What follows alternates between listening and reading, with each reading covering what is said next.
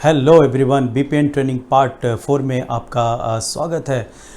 BPN training part 4 में मैं आपको जो बताऊंगा वो बताऊंगा कम्युनिकेशन स्किल, यानी हम अपने कम्युनिकेशन स्किल को कैसे इम्प्रूव करें जिससे हमारा प्रेजेंटेशन बहुत ही शानदार हो जाए। इससे पहले हमने बीपीएन ट्रेनिंग पार्ट 1 के अंदर सीखा था 4E फार्मूला, यानी हम प्रोफेशनल नेटवर्कर कैसे बनते हैं। अगर आपने नहीं देखा तो पार्ट 1 देखिए।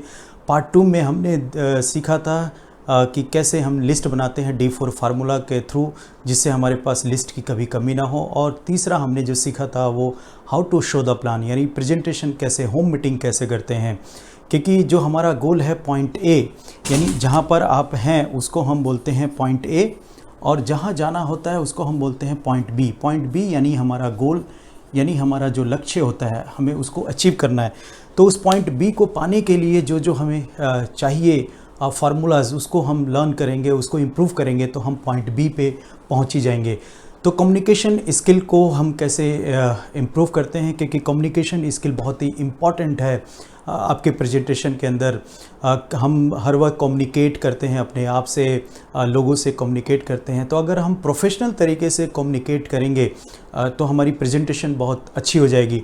तो मैं आज जो आपको बताऊंगा कम्युनिकेशन स्किल के अंदर, जो सबसे पहला मेंटल रिहर्सल, यानी आपको अपने कम्युनिकेशन स्किल को इम्प्रूव करना है तो मेंटल रिहर्सल करना पड़ेगा। यानी आपको किसी से बात करने से पहले, कहीं मीटिंग में जाने से पहले आपको मेंटल रिहर्सल करना है, यानी शीशे के सामने खड़े होकर बार बार आपको प्रैक्टिस करनी है। किसी रूम में बंद करके आपको प्रैक्टिस करनी है। आपको इस तरीके से जितना मेंटल रिहर्सल करेंगे आप, जितना बार बार प्रैक्टिस करेंगे तो आपकी कम्युनिकेशन स्किल अच्छी हो जाएगी।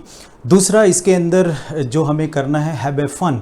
हैव ए फन का मतलब है कि हमारी आवाज़ बिल्कुल साफ़ हो, हमारे जो गला बिल्कुल अच्छी तरह से खिल के आए, उसके लिए आपको have a fun. Have a fun का मतलब क्या होता है कि आपको जितने भी ट्रेनर्स हैं, जितने भी डायलॉग्स बोलने वाले लोग हैं, उसका हमें नकल करना है। किसी रूम में खड़े होकर कैसे वो बोलते हैं उसका हमें डुप्लीकेशन करना है, कैसे वो बात करते हैं इसको स्टाइल को हमें कॉपी करना है। जब हम कॉपी करेंगे तो हमारा जो गला है वो खुलेगा, जिसकी वजह से आप अच्छी तरीके से आप बातों को रख पाएंगे। कम्युनिकेशन स्किल के अंदर जो तीसरा जो पॉइंट आता है वो होता है आपका सबसे इम्पॉर्टेंट पार्ट है बॉडी लैंग्वेज। बॉडी लैंग्वेज बहुत ही इम्पॉर्टेंट है, क्योंकि कहते हैं ना, first impression is a last impression. क्योंकि जब आप किसी से बात करते हैं तो आपकी पूरी बॉडी उसके अंदर इन्वॉल्व होना चाहिए, पूरा डिसिप्लिन आपकी बॉडी होनी चाहिए, जिससे कि आप अच्छे तरीके से प्रेजेंट कर पाएँ। तो क्योंकि बॉडी लैंग्वेज आपके कम्युनिकेशन में 55% अगर 55% रोल अदा करती है, तो वो 55% बहुत ही इम्पॉर्टेंट है, जो इम्प्रेशन डालता है हमें प्रेजेंटेशन के वक्त। तो इसके अंदर जो हमें सीखना है बॉडी लैंग्वेज के अंदर, सबसे पहला जो सीखना है हमें स्टैंडिंग पोजीशन। यानी जब भी आप होम मीटिंग करने जाते हैं या प्रेजेंटेशन करने जाते हैं तो आपका स्टैंडिंग पोजीशन बहुत ही इंपॉर्टेंट है। स्टैंडिंग पोजीशन से क्या होता है कि आपकी हाइट ऊंची हो जाती है, जो सामने वाला बैठा है उसकी हाइट नीचे हो जाती है, तो आप पूरी बॉडी से उनको कंट्रोल कर सकते हैं। तो उसके लिए आपको जो करना है, आपको अपना स्टैंडिंग पोजीशन, यानी दोनों पाँव पे भार आपका इक्वल होना चाहिए, और आपके कमर सीधे होना चाहिए, कंधे आपके पीछे की तरफ होने चाहिए, जिससे आप अच्छे तरह से स्टैंडिंग पोजीशन जब लेंगे तो सामने वाले पे इम्प्रेशन अच्छा पड़ेगा होम मीटिंग करते वक्त। अब इसके बाद इसके अंदर आता है हैंड पोजीशन। जब भी आप बात करें तो इसके अंदर आप दूसरा ध्यान रखें, हैंड पोजीशन आपका इम्पॉर्टेंट होना चाहिए। हैंड पोजीशन क्या होता है, जनरली हम जो बात करते हैं, हम क्या करते हैं कि अगर आप ऐसे बात करेंगे तो उसका कोई इम्प्रेशन नहीं आएगा। कई लोग पीछे हाथ करके बात करेंगे तो ये भी आपका अनप्रोफेशनल तरीका हो गया, या जेब में हाथ डाल के बात करेंगे या इस तरीके से, तो ये सब अनप्रोफेशनल है। जो प्रोफेशनल तरीका क्या है कि आपका जो 90 डिग्री के पास, यानी दोनों हाथ आपकी जो नाभि है उसके पॉइंट पे, और आपको जो पोजीशन लेना है वो इस तरीके से पोजीशन लेना है। कई लोग इस तरीके से पोजीशन लेते हैं, लेकिन ज़्यादा तेज़ से नहीं दबाना, आपको धीरे से इस तरह से प्रेस करना है, इस तरह से बात कर सकते हैं। या दूसरा तरीका है, इस तरीके से दोनों हाथ को आप 90 डिग्री के एंगल पे लेके बात कर सकते हैं। जब इस तरह से बात कर सकते हैं तो इसी अराउंड के अंदर आपका हाथ घूमना चाहिए। ऐसे नहीं कि ऐसे कर दिया तो ये पूरा अनप्रोफेशनल तरीका हो गया। जो प्रोफेशनल तरीका है, आपके इसी एंगल के अंदर आपके पूरे हैंड घूमने चाहिए। आपका पोजीशन इस तरीके से होना चाहिए। अगर आपने बोर्ड लिया है तो आपके पास आपका इस तरीके से आपके पास वो मार्कर पेन होना चाहिए आपके हाथ में, इस तरीके से, राइट। अगर आप स्लाइड के थ्रू प्रेजेंटेशन कर रहे हैं तो वो भी आपका पोजीशन यही होना चाहिए, राइट। तो इसको ध्यान रखें प्रेजेंटेशन के वक्त कि आपका पोजीशन यहाँ से हटे नहीं। ये आपका प्रोफेशनल तरीका है, क्योंकि हम बी अ प्रोफेशनल नेटवर्कर, हमें बनना है, प्रोफेशनल तरीके से नेटवर्किंग करनी है, तो इन चीज़ों को हमें ध्यान रखना है। इसके बाद जो बॉडी लैंग्वेज में आता है तीसरा, आई कांटेक्ट। आई कांटेक्ट बहुत ही इम्पॉर्टेंट है। जब आप अपनी आंखें इधर उधर करते हैं तो कम्युनिकेशन आपकी और उनके बीच में ख़त्म हो जाती है। वो कभी इधर ध्यान देते हैं, कभी उधर ध्यान देते हैं, क्योंकि आपका आई कांटेक्ट उनके ऊपर नहीं है।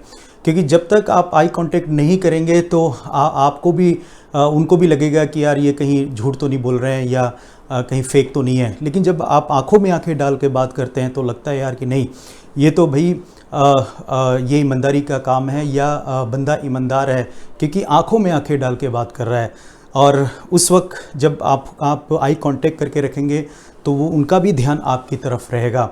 तो ध्यान रहे, जब कम्युनिकेशन करें, आप प्रेजेंटेशन करें, तो उस वक्त आपका आई कांटेक्ट बिल्कुल उनके साथ आपका होना चाहिए और हल्के से चेहरे पे मुस्कुराहट भी रहनी चाहिए। उसके बाद जो आता है वो आता है 4, यानी कम्युनिकेशन स्किल में जो मुझे 7 पॉइंट बताने हैं, जिसमें से मैंने 3 पॉइंट कवर किया। चौथा पॉइंट है presence of mind. Presence of mind क्या होता है कि आप जब कम्युनिकेशन आपके और उनके बीच में हो तो आपका प्रेजेंस ऑफ माइंड होना चाहिए, यानी आपका पूरा ध्यान होना चाहिए। आप इस 2 तरीके से इसमें सुनते हैं। एक होता है लिसनिंग बाय हार्ट, यानी आप दिल से सुन रहे हैं, दिल और दिमाग आपका पूरा उसके अंदर इन्वॉल्व है। दूसरा होता है हियरिंग, यानी आप सुन रहे हैं, इधर उधर बंगले झाँक रहे हैं, इधर उधर देख रहे हैं, ऊपर देख रहे हैं, नीचे देख रहे हैं, तो ये आपकी जो हियरिंग होगी, यानी आपके बातों को तवज्जो नहीं दे रहे हैं या आप उसको ध्यान नहीं दे रहे हैं, क्योंकि आप हियरिंग कर रहे हैं। जब आप ध्यान से सुनेंगे, बाय हार्ट सुनेंगे, पूरा इन्वॉल्व होकर सुनेंगे, पूरी लिसनिंग करेंगे आप, तो आपकी कम्युनिकेशन अच्छी होगी। तो अपना presence of mind communication skill में रखिए। उसके बाद जो 5वां पॉइंट होता है डिस्टर्बेंस। जब कम्युनिकेशन उनके और आपके बीच में हो तो डिस्टर्बेंस नहीं होना चाहिए। जनरली डिस्टर्बेंस क्या होता है कि हम मान लीजिए आप बड़े लीडर हैं तो आपने अपना फ़ोन मान लीजिए ऑफ़ नहीं किया या साइलेंट नहीं किया, तो आपके बार बार फ़ोन बजेंगे, तो वो उनके दिमाग पे भी इम्प्रेशन ख़राब जाएगा। वो भी अपना मोबाइल ऑफ़ नहीं करेंगे, या अगर आप उनका फ़ोन बार बार बज रहा है तो आप मना कर रहे हो तो वो मानेंगे नहीं। तो सबसे पहले एज ए मॉडल आपको अपना मोबाइल स्विच ऑफ करना है, चाहे वो 5% हो, चाहे वो नए फ्रेशर हो, कोई भी हो, तो आपको उनके सामने पहले अपना मोबाइल ऑफ़ करना है, साइलेंट करना है। उसके बाद अगर मान लीजिए उन्होंने ऑफ़ नहीं किया है, साइलेंट नहीं किया, तो अगर वो बार बार उनका फ़ोन बज रहा है तो आप उनको पोलाइटली बोल सकते हैं कि आप अच्छे से सुन लीजिए फ़ोन, आपके इंपॉर्टेंस कॉल हैं। उसके बाद हम 20 से 30 मिनट आपसे बात करेंगे। तो इस तरीके से आप डिस्टर्बेंस को रोक सकते हैं। उसके बाद आपका छठा जो पॉइंट आता है वो एक्टिव रिस्पॉन्ड। अब आपने जो एक्टिव रिस्पॉन्ड करना है, जब भी उनके बीच में और आपके बीच में कम्युनिकेशन हो तो आपका एक्टिव रिस्पॉन्ड होना बहुत ज़रूरी है। यानी उस वक्त आप गर्दन को ऐसे हिलाते रहें, जब वो बात करें तो आप उनके सामने ये गर्दन हिलाते रहें, तो इससे ये लगेगा कि आप एक्टिव हैं, उनके बातों में इंटरेस्ट ले रहे हैं। अगर आप यूँ ही बैठे रहें, तन के बैठे रहें और कुछ भी रिस्पॉन्ड नहीं कर रहे हैं, तो वो थोड़ी देर के बाद वो इंटरेस्ट लेना आपसे कम कर देंगे। तो इसलिए हेड नोडिंग, यानी आप इस तरह से गर्दन बार बार हिलाते रहें, बार बार हिलाते रहें, राइट, जिससे आप उनको एक्टिव रिस्पॉन्ड कर सकते हैं। उसके बाद जो 7वां पॉइंट आता है कम्युनिकेशन, जिससे आपकी और ज़्यादा इम्प्रूव होती है, वो पॉइंट है 7वां, डोंट टेक बाय हार्ट। यानी आपको कोई भी पर्सनली नहीं लेना है कोई भी बात।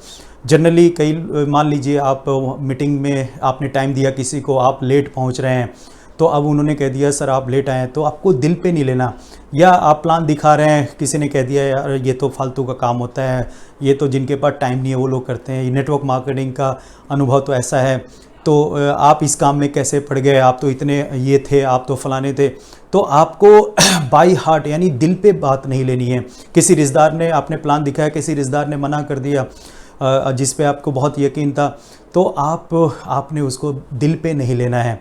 ऐसा नहीं सोचना है कि यार उन्होंने मुझे रिस्पॉन्ड नहीं किया या मुझे उन्होंने अहमियत नहीं दी, तो हम दिल पे लेकर बातों को रखते हैं, क्योंकि ये प्रोफेशनल है। आप प्रोफेशनल मिलने गए, इससे पहले आप जब भी मिलने जाते थे आपका रिलेशन होता था, लेकिन इस बार जो आप गए हैं उनसे अपॉइंटमेंट लेकर आप बिज़नेस की बातें करने गए हैं। तो जब बिज़नेस की बातें करने गए हैं तो अगर उन्होंने कुछ भी रिस्पॉन्ड किया तो आपको बाई हार्ट नहीं लेना है, दिल पे नहीं लेना है।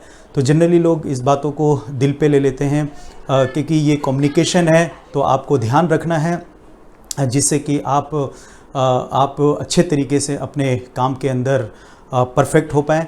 तो आपको पॉइंट बी पे जाने के लिए जो आपका लक्ष्य है उसमें जो चौथा पॉइंट आता है, यानी बी अ प्रोफेशनल नेटवर्कर बनने के लिए आपको कम्युनिकेशन स्किल आपका अच्छा होना चाहिए। तो आप अपने इसको जितने भी मैंने 7 पॉइंट्स बताए हैं, इसको बार बार देखिए, इसको प्रैक्टिस करिए। आप छोटी छोटी चीज़ों को जब ध्यान रखेंगे तो आपकी कम्युनिकेशन अच्छी होगी। आप बार बार प्रैक्टिस करिए, रूम में अपने को बंद करके बार बार बोलिए, चिल्ला के बोलिए, जिससे आप धीरे धीरे खुलें। आईने के सामने बोलिए, शीशे के सामने बोलिए, बस बोलिए। जितना आप कम्युनिकेट करेंगे आपसे लोगों से, उतना ही बेहतरीन आपका प्रेजेंटेशन होगा और आप इस नेटवर्क के फील्ड में, इस पब्लिक स्पीकिंग के फील्ड में आप भी अपना नाम कर सकते हैं। तो इस चैनल को सब्सक्राइब करिए और आगे भी और भी बहुत सारी ट्रेनिंग, मैं बी अ प्रोफेशनल नेटवर्कर कैसे बनते हैं, और भी बहुत सारे ट्रेनिंग्स में आपको लेके आने वाला हूं। सो आप इस चैनल को सब्सक्राइब करिए और शेयर करिए अपनी टीम में, ज़्यादा से ज़्यादा लोग को इसको सीखने के लिए आप ज़्यादा से ज़्यादा टीम में आप शेयर करिए। Thank you very much.